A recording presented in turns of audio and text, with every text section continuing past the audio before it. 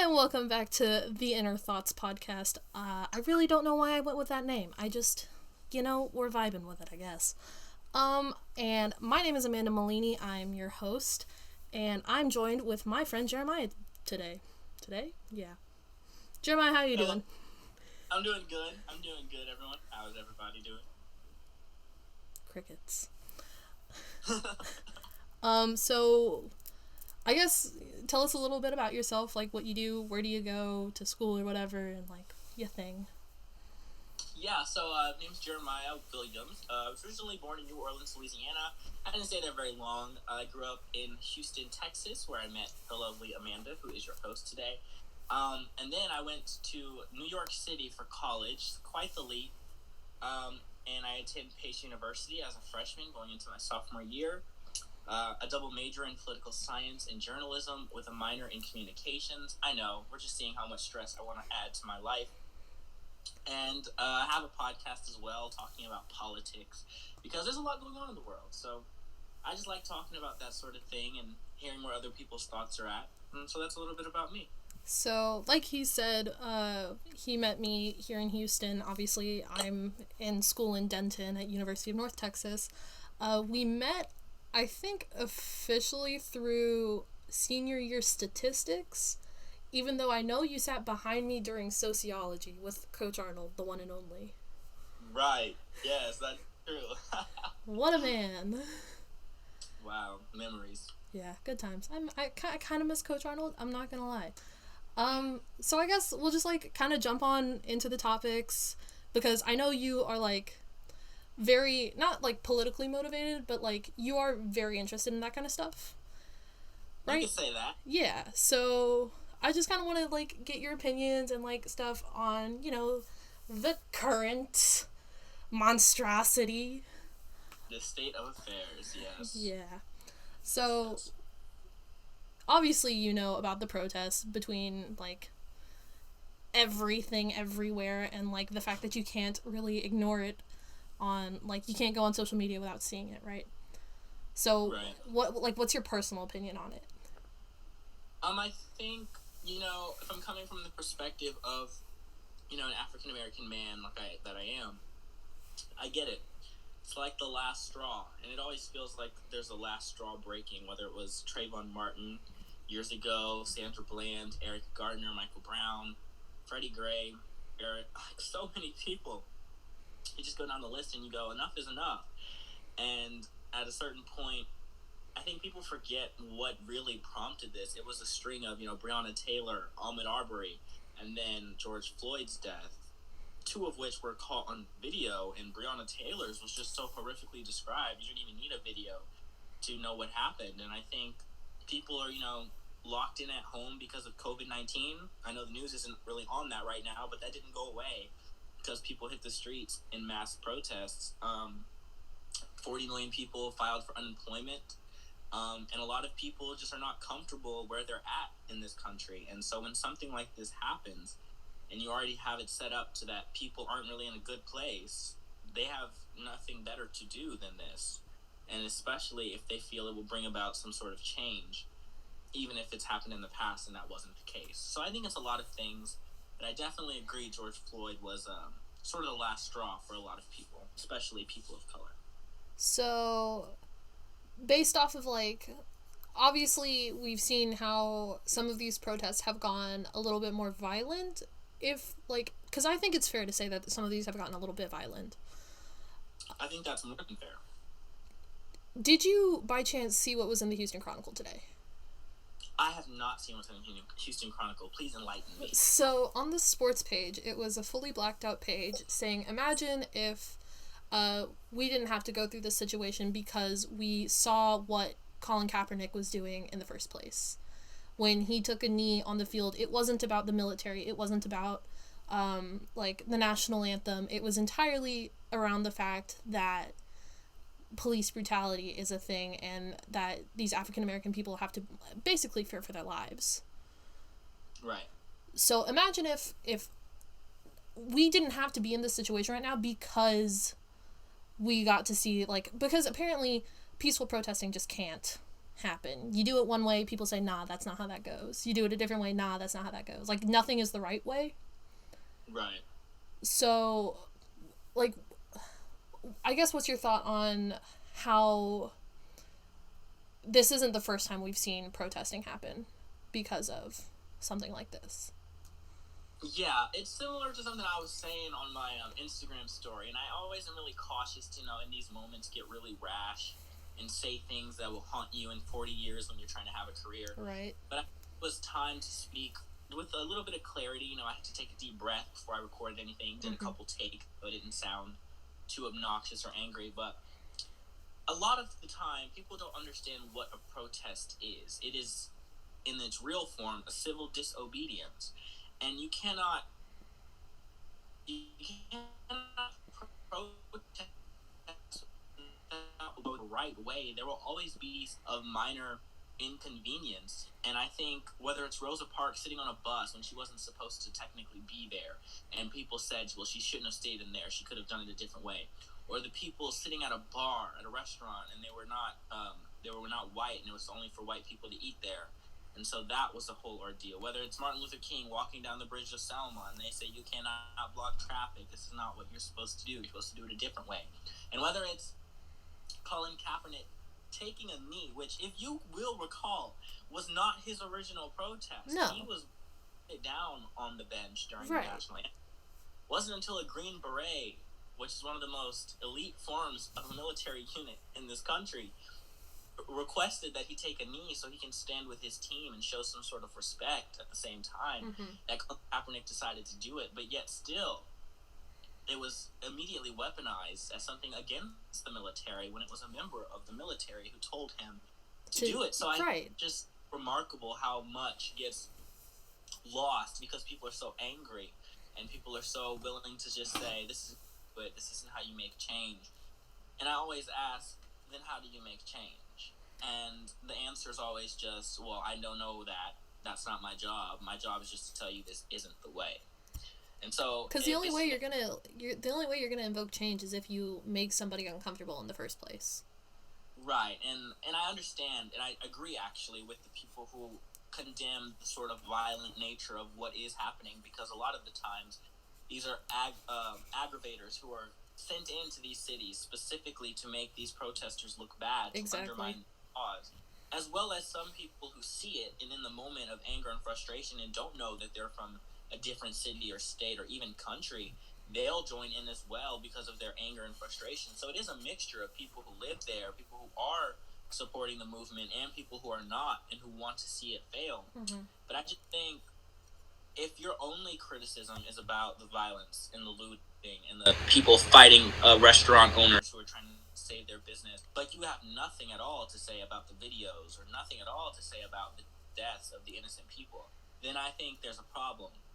But if you want to be an equal opportunist like I am and say those people do not deserve to die, it is racism and bigotry that caused their death, but also these restaurant and these small mom and pop shop owners who are trying to drive to their business to protect it from being looted and losing everything they have in this moment in time where they don't have much because of COVID-19, and people start beating them up and hitting them with bricks and they're laying there bloodied on the ground. I think those people also should be sought after for justice. I'm not picking and choosing, but I don't think the moment in time is always seems to be whenever there's an issue, point to a different one. I don't like how people have decided that's what's okay to do. It seems they only talk about, the nature of the protest when it's about certain people. Yeah. We talk about that for other groups of people. So I just feel, yes, I agree, there's a better way to do things, but there's also no extent to any other group of people in this country that have to deal with what this group is protesting against, and I think that's lost. So, yeah, that's my thought. Nice. What are your thoughts on the response from both like authority figures and like celebrities and not necessarily those people in power, because celebrities aren't really people in power, they just have like the platform, but like what are your thoughts on the response from essentially those that have a platform that can be heard? Yeah, I'll start with those figures you were mentioning celebrities and with the platform, and then I'll transition into, authority figures who do think about it. celebrities often don't realize the extent of their privilege, even celebrities of color. That's something that most people just overlook. Um, for the most part, Will Smith, Denzel Washington, Morgan Freeman, they're not dealing with these issues that we're seeing on the street. In fact, Will Smith told on Instagram Live the other day he hadn't been to the grocery store in like 6 years. So it's just, you have to remember when you're speaking on these issues from your positions and your platforms, because you've made it so successful in life and because you are doing so well, just remember that. And remember that the people who are on the streets are not people with that privilege that you have, that can't just be driven everywhere or take helicopter rides or be taken through security and back channels. They do drive on the highway and get stopped by police and have to deal with this. They do get profiled and followed when they're shopping in stores. So it sometimes seems a little tone deaf to some people using their platforms, speaking, saying, I support these movements. But it's what they also do. Because celebrities, something I've always just found fascinating is they say donate to these lists of donation causes and contribute and sign these pledges here. And I appreciate the amplifying those messages that need to be heard, but you asking other people to donate when you have millions of dollars you can donate, and you don't even mention if you have or not. Even if you want to think you want to do it in quiet, you don't want to flex that you've donated this much to the cause. I don't see that as a bad thing. I see that as saying, I'm openly supporting. This is what I've done. Here's what you can do. It doesn't have to be the same. And so a lot of celebrities are doing a lot of good things. A lot of celebrities are staying quiet to protect themselves and their PR and their future upcoming work, which unfortunately I understand, but I don't agree with. And then there are celebrities who, like I saw yesterday, or this morning actually, not celebrities, but I'll say influencers, like Jake Paul, who was seen looting a mall in Los Angeles and breaking windows. And I just think it's really sad to see some people contribute to this in ways that we don't understand. But it's not up to celebrities, and that takes you to people in power, because celebrities are people we have made famous. We decided that they were worth what they are worth. We listen to their music, we buy it. But authority figures, people we elect, this is their moment. A crisis is an authority figure's moment to shine. And unfortunately, a lot of them have not shown us anything positive. Former President Barack Obama has issued some very important statements. His wife, Michelle Obama, really passionate responses. Joe Biden has been out in churches and on the streets in Delaware where he lived, where the protesters are with them wearing a mask. Congressmen, depending on who you're looking at, and congresswomen are making their voices heard. But leadership starts at the top. And a lot of people think if you speak negatively of the president, it's just because you don't like him, or because he's just a liberal or some person who doesn't want him to succeed at all. I want every president to succeed. But this president took way too long to respond to the coronavirus. He took way too long to respond to what's happening in this country. And I'd argue he's responsible for unleashing a lot of hatred and a tolerance for hatred in this country. He said there are good people on both sides of the protests in Charlottesville, which is the sole reason when Biden heard that he ran for office. He said things like, we all know what he has said about immigrants in this country. I don't even want to walk down that path. So for then him to issue statements of solidarity, or like he said this morning via Twitter in his call to governors, which got leaked out, he says governors are being weak and he needs to tell their police forces in those states to dominate protesters and restore order. Really? That's the message you want to send to the country? Go dominate and suppress those protesters? Get the violence off the streets? I think the quote that went a little viral for him, which is every tweet really. Exactly. Looting starts, the shooting starts. Right. And I just think, how ignorant can you be? Like, why? How did you think that was going to go well for you?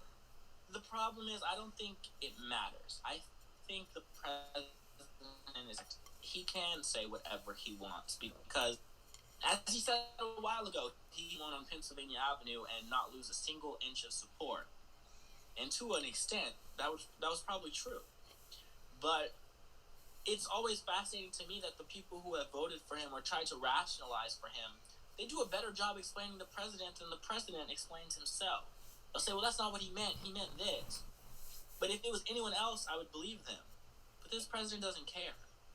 he just says what he wants to say, and the people around him have to do their best to make sense of it for the press, so he doesn't look as crazy as he does. Right. So I think when you say things like, when the looting starts, the shooting starts, I get what you're trying to say, but it's just the wrong moment. There's no leadership. There's no moral center. There's no empathy. There's no anything like that. It's almost like, it seems like the friend who tries to say, well, I have black friends. I care about this.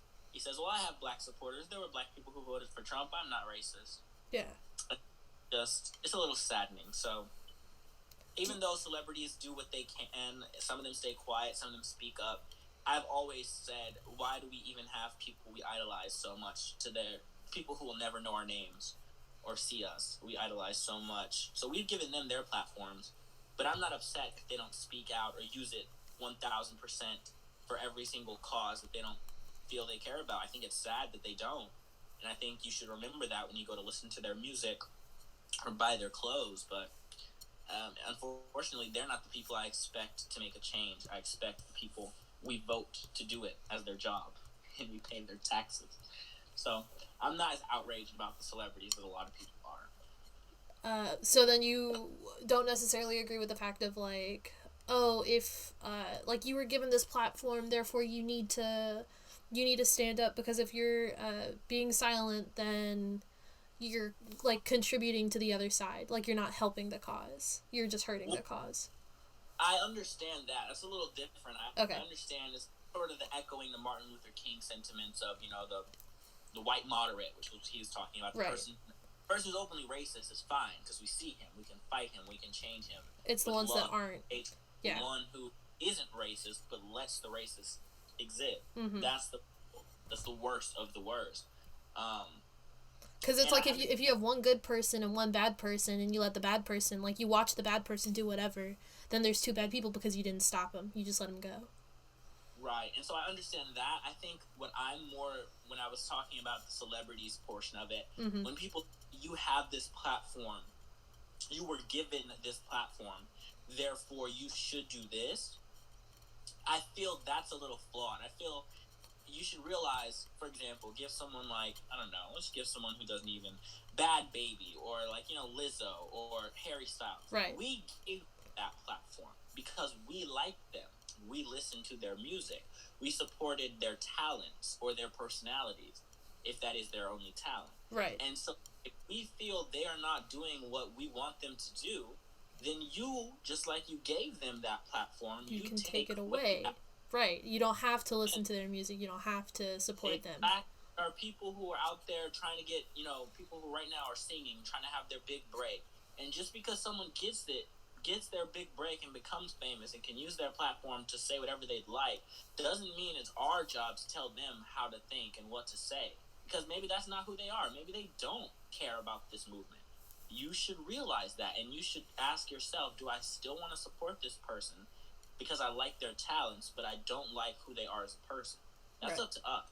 My issue is that your friends, people you know in real life, people you can talk to, grocery store clerks, your friend's mechanic, your dad, your cousin who's a cop, the people you've elected to office whose job to do this. Those are the people who, if they are standing by doing nothing and you have direct access to them, then you should think about, well, now you're in the way. Yeah. You're a part of it. That's when you, reevaluate the situation. Yeah, I don't know. People don't realize, just like in government, we gave celebrities their platforms. We can take them.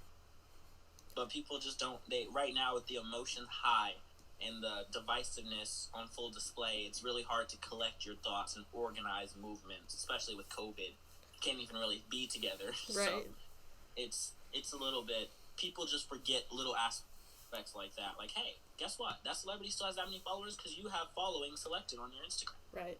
It's like, I guess the best way that I could kind of equate this to is whenever, there was that whole, James Charles, Tati situation, last year or 2 years ago now, where it was, all of a sudden we don't like James Charles, and then we just, basically there was 3 million people that unsubscribed to him or unfollowed him or something like that. You watched that number drop.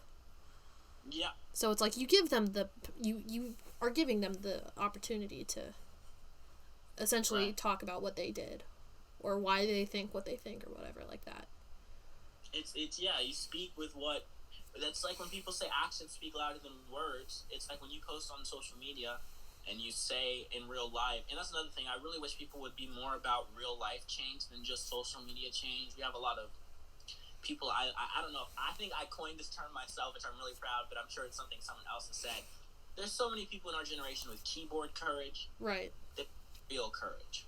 So when it's comfortable for them to speak out on social media, they do. Because the worst that can happen is someone can say, I don't want to see that on my feed, block, remove, unfollow, or just not look at it. And it's easy for you to take something back on something like social media. You're hiding behind the screen. It's like all those people, like all the trolls on like YouTube and stuff. But then at the same time, you can go in and go, I regret saying this. I'm going to delete it. Exactly. But the thing is, when you're in person and you don't go shop at that business anymore because you know that owner didn't say anything. Right. You don't go and donate to the police union anymore because you feel there's too many crooked cops at that specific police department. Mm-hmm. Decisions you make in real life. If you want to be vocal, you go organize campaigns to vote for people, whether it's judges, local city board officials, whether it's senators, congressmen, presidents, judges, all of it. You do that in real life. You make people, you put your values on notice. Because when you stick a sign in your yard, like down here in Texas, that's something else I have to clarify. Like in New York, no one's sticking signs in their yards because they don't have yards. So I found it super funny that everyone would say, like, if you don't have a yard sign, you don't support this. I was like, we don't have yards. But if you don't show your support in some way, or if you don't make it real and you don't tell people, well, this is what I stand for, in real life, you only have that courage in comment sections on disguised by anonymity or whatever it may be. Then do you really care? Are you a part of the problem? Right. So I think there's so many different angles to this, and I just think right now it's more like protest, riot, you're either with us or you're against us. It's oversimplifying a bigger issue. Mm-hmm. So that was my question on that, my sets of questions on that. Moving along, you have your own podcast, which is the PDR, Politics Done Right. And then you also have, or had, I'm not really sure the current state of it, Fight for Freedom, FFF, that platform? Yes. So I'm glad you said that about the second one. Still have. I had a lot of plans for FFF Media. I see it in my mind a vision change of what I wanted it to be. And then COVID happened, and I really didn't want to make contributors have to keep, working, because I'm not paying them, right? They're just giving their like a platform for themselves. But with COVID-19, especially, I was in New York City in Manhattan, and I realized, of course, I was in a worse position than most of the world is. But I just didn't want anyone to feel forced they had to keep, paying attention or keep tuning in and helping contribute. I just paused that operation, but it will resume. I'm thinking this is a good catalyst to get people engaged again and have some new contributors. I've been working on all of your little profiles you sent in back in 2019. I think the only thing I have to update is everyone's ages because they probably all had a birthday by now. But I do also have a podcast which is still very active, talking about more. It's something I always mention. Like this right now, this issue is politics. Mm-hmm. That's what I understand, how people have disassociated real life social justice events from politics. Because that police department and that police chief is elected. They are chosen by city board officials. If you want to figure out why these people aren't being prosecuted, why it's only third-degree murder and not charged with the first or second degree, you vote for your district attorney. You vote for these people in office. It's so interesting how attorney generals and district attorneys are people we, through politics, vote for. But when it's the other end of it, when it's them doing their job improperly or properly and we're protesting about it, people say, I don't want to talk about politics, I just want to see change. Right. Is politics. That's why the name of my podcast, Politics Done Right, and I know I don't mean right as in conservative, which I had to clarify quite a few times. It's when you do it the right way, you recognize a lot of stuff is politics. Mm-hmm.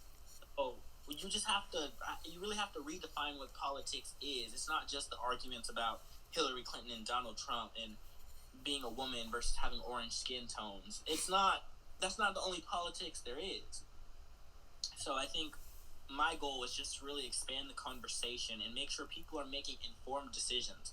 Because I make no mistake to separate what I'm saying versus what is a fact. Mm-hmm. I make that very clear. So if I see something a certain way, I will say, this is how I see it, but if you don't agree, that's totally fine. Here's the general information. Yeah. That was what I really liked about FFF when you had started that, was, like, you have different viewpoints on it. You have, like, here's the general thing, and then it was, well, here's what this person thinks, and here's what that person's, like, thinking, and it's Right. a lot of, like, here's a bunch of different perspectives. It's not just, here's what everyone that thinks just like I do. And Right. so, like, you had the ability to have the conversation and go back and forth with it. Yeah.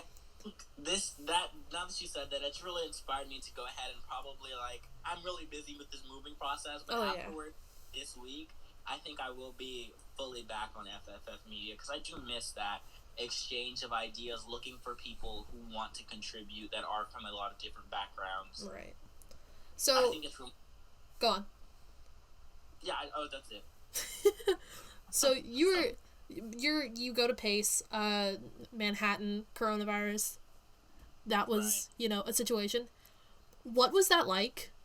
Just lay it out for us Texas folk. Yeah, I think that's something really interesting to mention, because I feel I the whole time felt the severity of it, without realizing that no one in these other areas of the country, like where I came from in Houston, doesn't really understand how serious it was.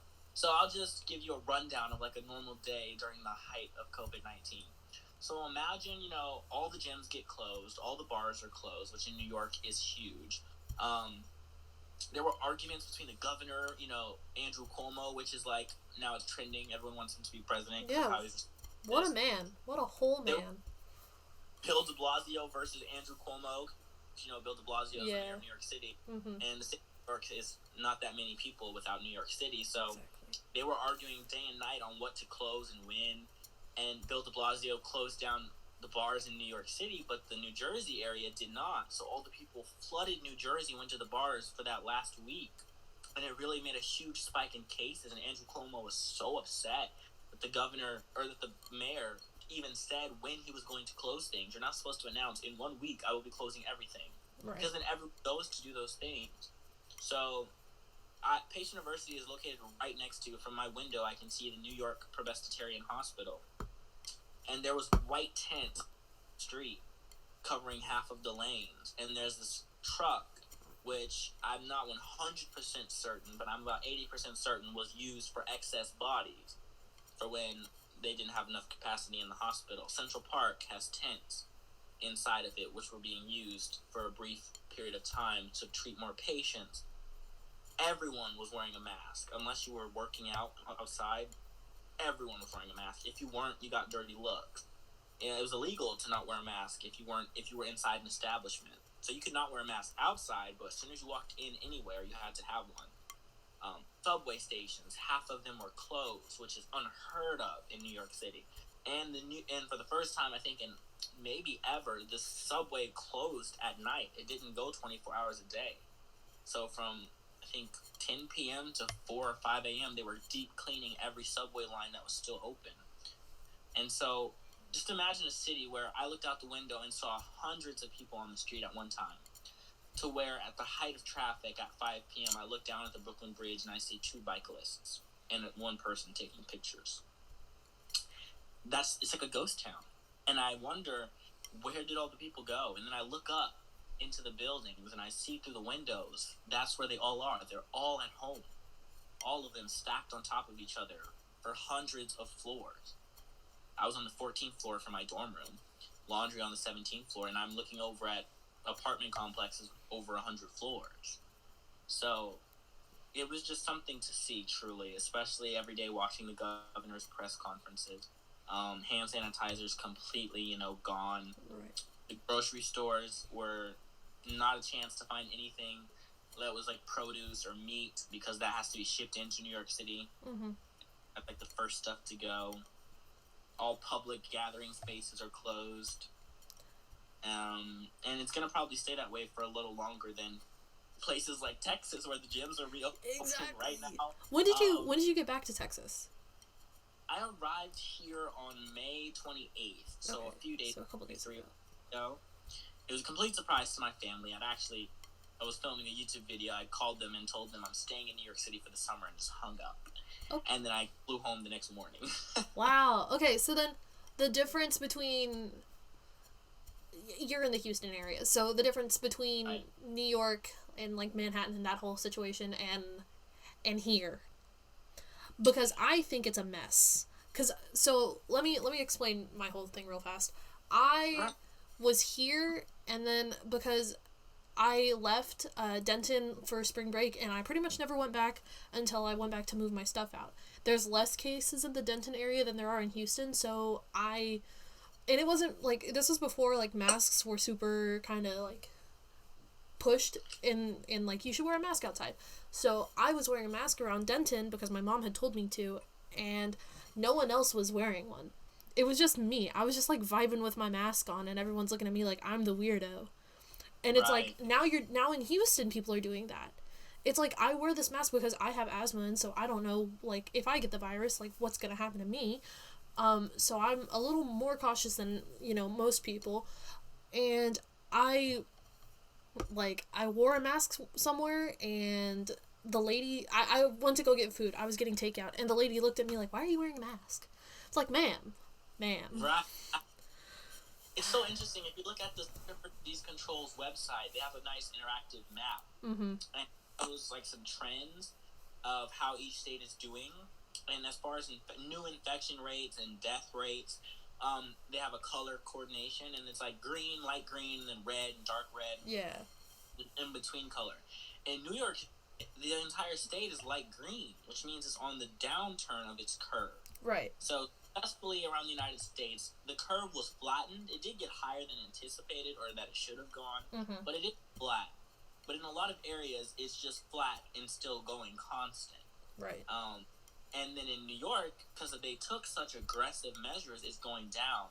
In Washington State, it's going down. But in Texas, it is bright red, which shows me that reopening your state without doing a lot of testing, in Texas, I can't even fathom how contact tracing would work. Because if you had COVID-19 and you were tested positive at the hospital just because you had access to the test, and they asked you to list every person you've had sustained contact within 6 feet of, so they could go back and contact trace them and test them for COVID-19, how many people would remember?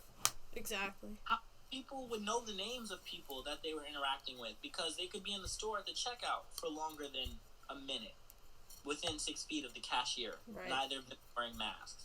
So it's just so hard and difficult for me, which is why I say this is politics.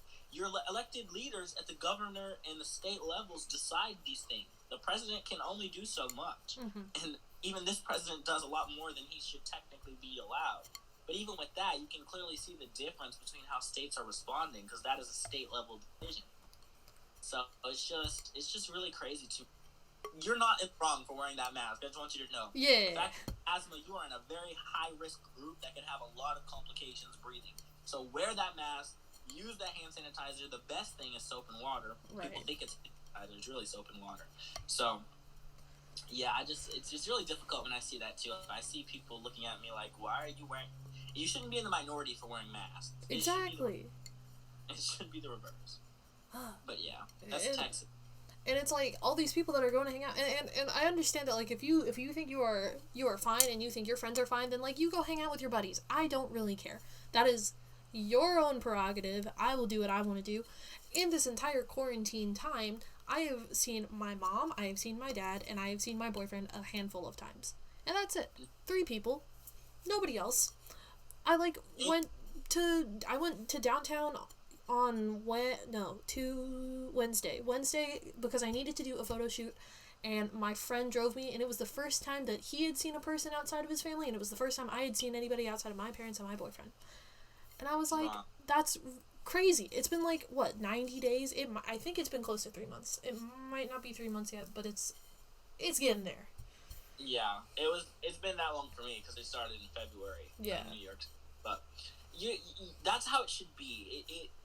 a lot of people in the United States really have a problem accepting the cold hard truth, which is that we have these freedoms sometimes to our detriment. In China, they literally put a person outside your door with a rifle and said, you cannot go outside. Exactly. You need to fix this. In the United States, I get it. That's not the right approach, even for China, but we don't even have that compassion for ourselves and our communities to do that on our own. It's only when things are at the absolute worst that we want to listen. And I think that's a problem. And so I just feel it's really interesting how people want to just hang out with their friends. They want to get those haircuts. They want to just be normal again without doing any of the necessary things it takes to get back to normal. Right. I think that's going to cost us. It's what's causing the United States to have a slow bleed instead of just a gaping wound that needs to be fixed. Yeah. So this is going to be the last thing that we talk about. Voting.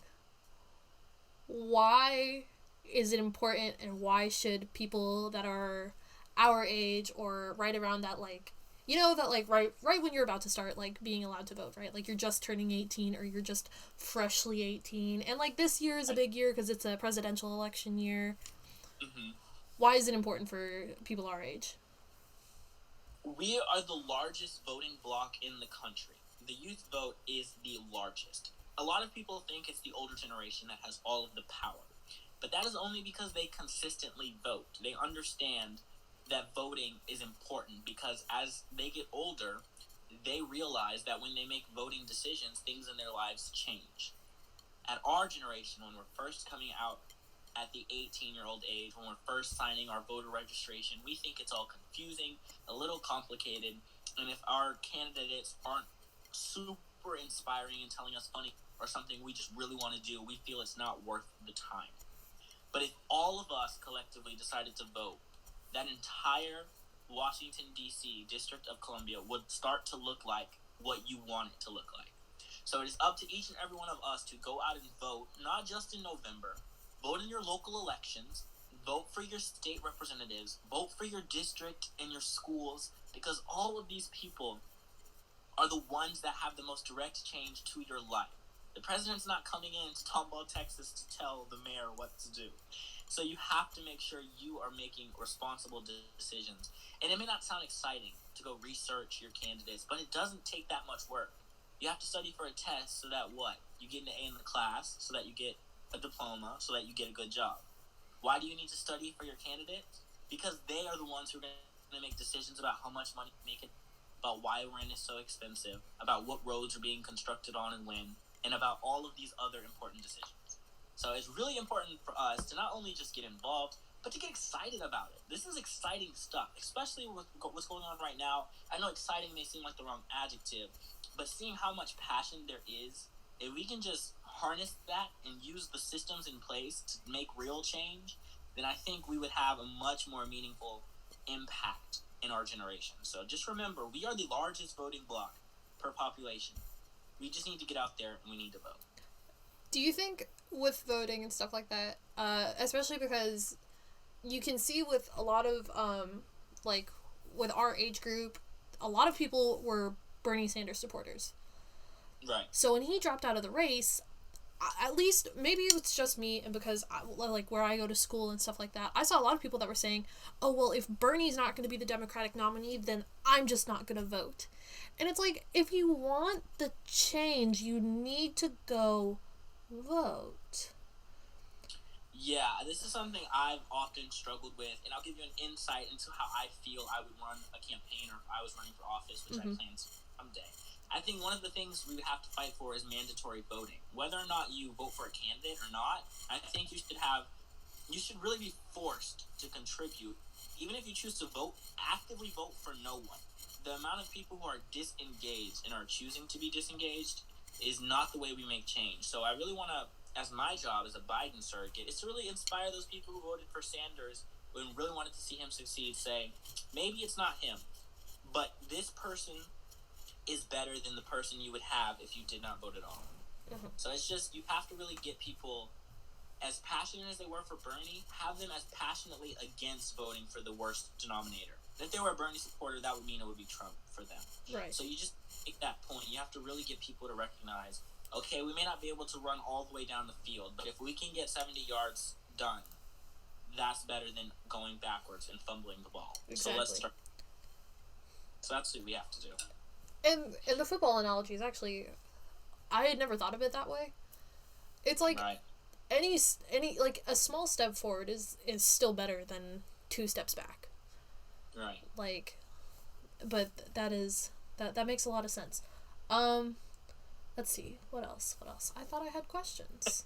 I had many a question, and then the football thing kind of threw me off because, wow, sports. Imagine having sports. I miss sports. It's so sad. Well, do you have anything you want to plug, Jeremiah? Social media, your podcast, your YouTube, whatever you want. I mean, sure. I'm not really the type of guy to promote myself. I always like to think whatever I put out there will somehow gravitate people back to me, but what a fool I would be to not take any opportunity I can. Do you have asked? It is PDR : like the clock, politics done right. There's someone else with the podcast, Just Politics Done Right. We've argued with him a few times. Oh. Right. And yeah, Instagram, Twitter, JWGreatness, because that's what I think we should all be, greater versions of ourselves every single day.